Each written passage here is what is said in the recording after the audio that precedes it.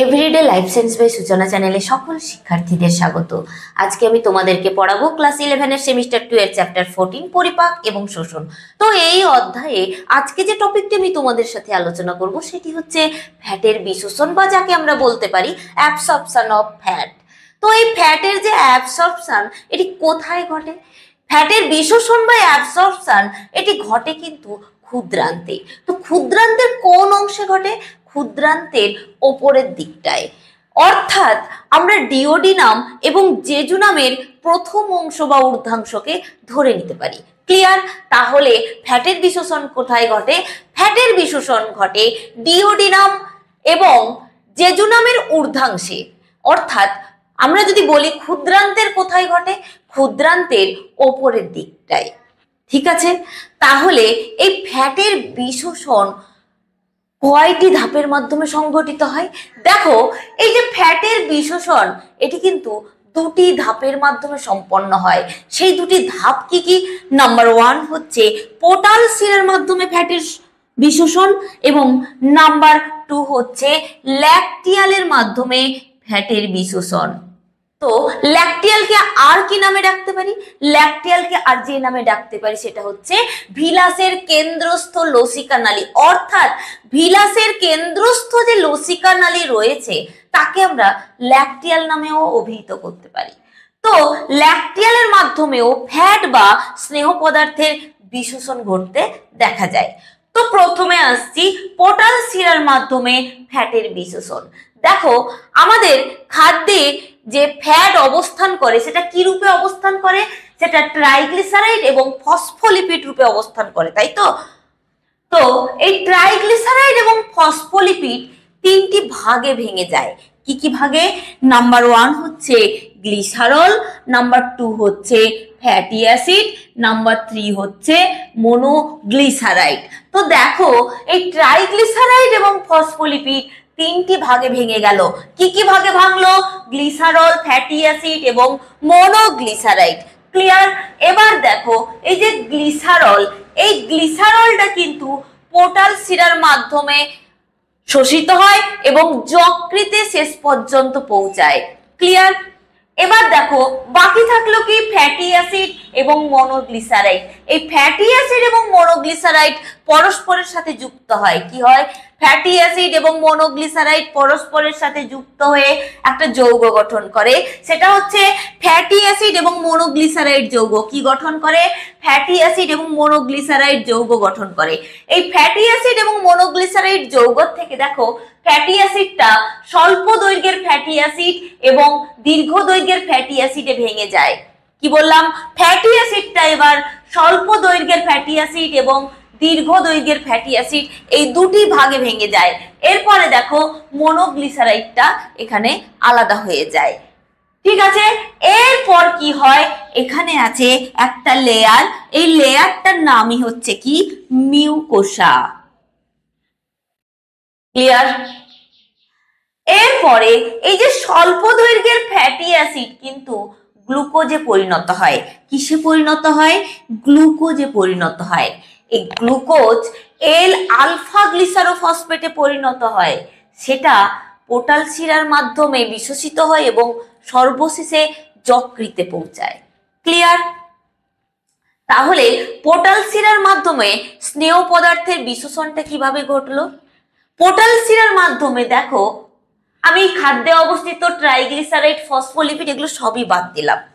এই যে গ্লিসারল, এটা কিন্তু পোর্টাল শিরার মাধ্যমে বিশোষিত হয়, ঠিক আছে, এবং যকৃতে পৌঁছায়।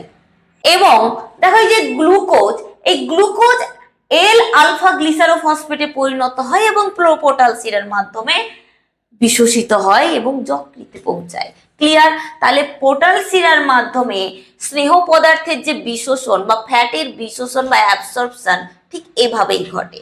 এতে আর কিচ্ছু নেই, একদম সহজ ভাষায় লিখবে। অনেক কিছু লেখা থাকতে পারে, কিন্তু তার আসল জিনিস হচ্ছে এটি যে আমাদের খাদ্যে ফ্যাটটা ট্রাইগ্লিসারাইড এবং ফসফোলিপিড হিসেবে অবস্থান করে। ঠিক আছে, সেটি তিনটি ভাগে বিভক্ত হয়ে যায় বা তিনটি যৌগে ভেঙে যায়। ঠিক আছে, কি কি কি যৌগে বলবে? Number 1 glycerol, number 2 fatty acid, number 3 monoglyceride. তো এই যে গ্লিসারলটা পোর্টাল শিরার মাধ্যমে বিশ্বসিত হয় একদম ডাইরেক্ট, ঠিক আছে। অপরদিকে ফ্যাটি অ্যাসিড এবং মনোগ্লিসারাইড মিলে ফ্যাটি অ্যাসিড এবং মনোগ্লিসারাইড নামক একটি যৌগ গঠন করে। এখানে ফ্যাটি অ্যাসিড স্বল্প দৈর্ঘ্যের ফ্যাটি অ্যাসিড এবং দীর্ঘ দৈর্ঘ্যের ফ্যাটি অ্যাসিড দুটো ভাগে ভেঙে যায় এবং মনোগ্লিসারাইডটা আলাদা হয়ে যায়। দেখেছো, স্বল্প দৈর্ঘ্যের ফ্যাটি অ্যাসিড এখানে থেকে গ্লুকোজ এল আলফা গ্লিসারোফসফেটে পরিণত হয় এবং সেটা পোর্টাল শিরার মাধ্যমে বিশ্বসিত হয় এবং যকৃতে শেষে পৌঁছায়। ক্লিয়ার? এরপরে আসছি ল্যাকটিয়ালের মাধ্যমে স্নেহ পদার্থের বিশোষণ। তো ল্যাকটিয়ালের মাধ্যমে স্নেহ পদার্থের বিশোষণটা কিভাবে ঘটে? দেখো, এই যে ফ্যাটি অ্যাসিডটা ভেঙে গেল স্বল্প দৈর্ঘ্যের ফ্যাটি অ্যাসিড এবং দীর্ঘ দৈর্ঘ্যের ফ্যাটি অ্যাসিডে, এই দীর্ঘ দৈর্ঘ্যের ফ্যাটি অ্যাসিড এখানে দেখো এটিপি এবং কোএনজাইম এ তার সাথে ম্যাগনেসিয়াম আয়নের সহায়তায় ফ্যাটি অ্যাসাইল কোয়েতে পরিণত হয়। কিসে পরিণত হয়? Fatty acyl Koi. এই ফ্যাটি অ্যাসাইল কোয়ে এবার পরিণত হয় মনোগ্লিসারাইড ফসফেট। তবে এই ফ্যাটি অ্যাসাইল কোয়ে এবং মনোগ্লিসারাইড ফসফেটের মাঝে যুক্ত হয় এল আলফা গ্লিসারোফসফেট। এই L alpha glycerophosphate fatty acyl কোয়ের সাথে যুক্ত হয়ে গঠন করে মনোগ্লিসারাইড ফসফেট যৌগ। ক্লিয়ার? এই মনোগ্লিসারাইড ফসফেট যৌগ এবার ফসফেটের সাথে যুক্ত হয়ে গঠন করে ডাইগ্লিসারাইড। এই ডাইগ্লিসারাইড পরে ট্রাইগ্লিসারাইডে পরিণত হয়, ট্রাইগ্লিসারাইড কাইলোমাইক্রনে পরিণত হয়, এই কাইলোমাইক্রন ল্যাকটিয়ালের মাধ্যমে শোষিত হয়। ক্লিয়ার? অপরদিকে দেখো, এই যে মনোগ্লিসারাইড এটাও কিন্তু ল্যাকটিয়ালের মাধ্যমে বিশ্বসিত হয় বা ল্যাকটিয়ালের মাধ্যমে কিন্তু মনোগ্লিসারাইডের অ্যাবসর্পশন ঘটে। অপরদিকে এই মনোগ্লিসারাইড পরিণত হয় মনোগ্লিসারাইড শান্টে।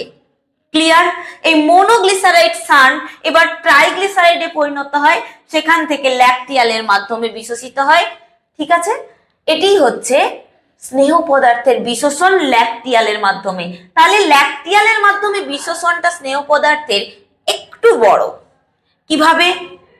ফ্যাটি অ্যাসিড স্বল্প দৈর্ঘ্যের ফ্যাটি অ্যাসিড এবং দীর্ঘ দৈর্ঘ্যের ফ্যাটি অ্যাসিডে পরিণত হয়। দীর্ঘ দৈর্ঘ্যের ফ্যাটি অ্যাসিডটা ফ্যাটি অ্যাসাইল কোয়েতে পরিণত হয় এটিপি, কোএনজাইম এ এবং ম্যাগনেসিয়াম আয়নের প্রভাবে। ক্লিয়ার? তো এই ফ্যাটি অ্যাসাইল কোয়ে এবার মনোগ্লিসারাইডে পরিণত হয় এল আলফা গ্লিসারোফসফেটের সহযোগিতায়। এরপরে দেখো মনোগ্লিসারাইড ফসফেট ডাইগ্লিসারাইডে পরিণত হয়, সেখান থেকে ট্রাইগ্লিসারাইড, সেখান থেকে পরিণত হয় কাইলোমাইক্রন। এই কাইলোমাইক্রন সবশেষে ল্যাকটিয়ালের মাধ্যমে বিশ্বসিত হয়। ক্লিয়ার? তাহলে এইভাবেই স্নেহ পদার্থের বা স্নেহ বস্তুর কিন্তু বিশ্বসনটা ঘটে। তাহলে আজকে যে স্নেহ পদার্থের বিশ্বসনটা পড়ালাম, অর্থাৎ ফ্যাটের যে অ্যাবসর্পশনটা পড়ালাম, কেমন লাগলো? কারোর যদি কোনো বুঝতে অসুবিধে হয় অবশ্যই কমেন্ট সেকশনে লিখে পাঠাবে। এছাড়াও ভিডিওটা এখানেই কমপ্লিট করছি এবং আমার চ্যানেলটিকে লাইক, শেয়ার, সাবস্ক্রাইব করে পাশে থাকা বেল আইকনটি প্রেস করে দেবে, যাতে আপলোড ভিডিওর পরবর্তী নোটিফিকেশন তোমাদের কাছে পৌঁছে যায়। ধন্যবাদ।